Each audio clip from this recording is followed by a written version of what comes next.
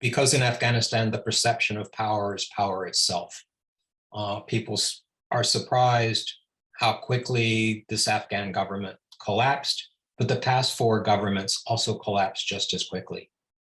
The Soviet-backed regime under Najibullah actually survived until the Soviet Union collapsed. Once there was a realization there was no Soviet Union, there was not going to be any money, food, or arms, that regime collapsed, and there was no fighting. The Mujahideen simply moved into Kabul, much as we are seeing today.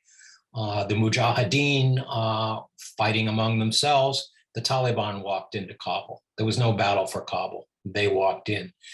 But the most interesting parallel is that in 2001, Mullah Omar played the Graveyard of Empires card. He said, come to Afghanistan. That's where empires die. We will defeat you as we defeated the Soviets. Within 10 weeks, it was Mullah Omar that was running from Kandahar, wondering where his army was. The Taliban that people say, well, these people fight for faith, collapsed in 10 weeks. Why? Because they decided the Taliban were losers. And so they were.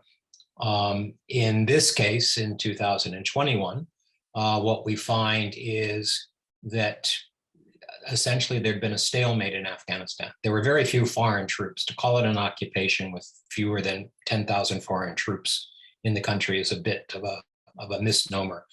But those foreign troops provided air power, they provided logistics, and they provided money.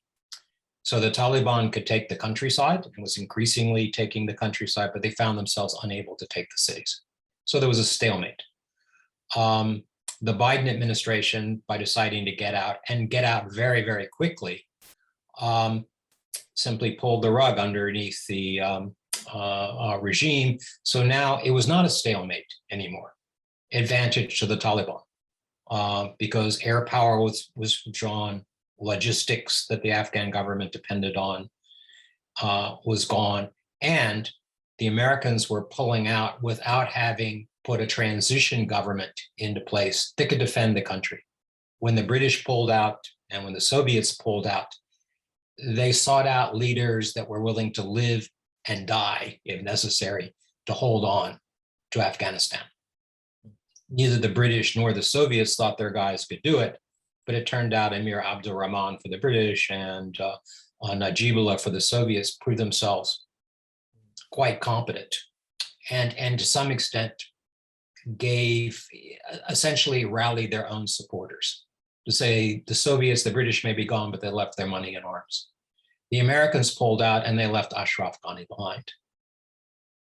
The United States needed a Winston Churchill and it got a Neville Chamberlain. Ashraf Ghani was a technocrat. He talked about being willing to die. He would die for Afghanistan. But when the Taliban began approaching the city, he fled.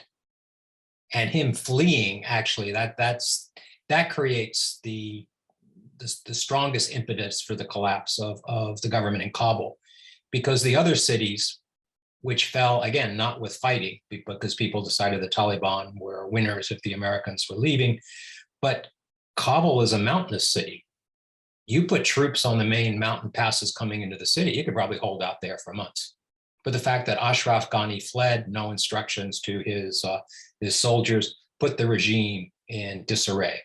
If you want an Iranian analogy, you may remember the Iranian Revolution. The Shah left and his general said, what should we do? And he never sent instructions and they never knew what to do. And before they knew it, the revolution has succeeded. Yeah. Because the Shah had made a system in which everything depended upon his presence. Ashraf Ghani was in a similar position in Kabul. Everything depended upon his presence. He was a micromanager. So when he fled, there was no way to recover, not within 3 days. It was, and again, it reinforced the belief in Afghanistan that the government was finished. If the government is finished, why die for it? So things just collapsed. But as I said, the Taliban under Mullah Omar had the same impression in 2001, and they all went home too. So as I say, well, this was faster than expected, even for the, from the Taliban point of view. The past four governments in Afghanistan have all fallen in the same way, not with a decisive battle, but because people believed they were losers.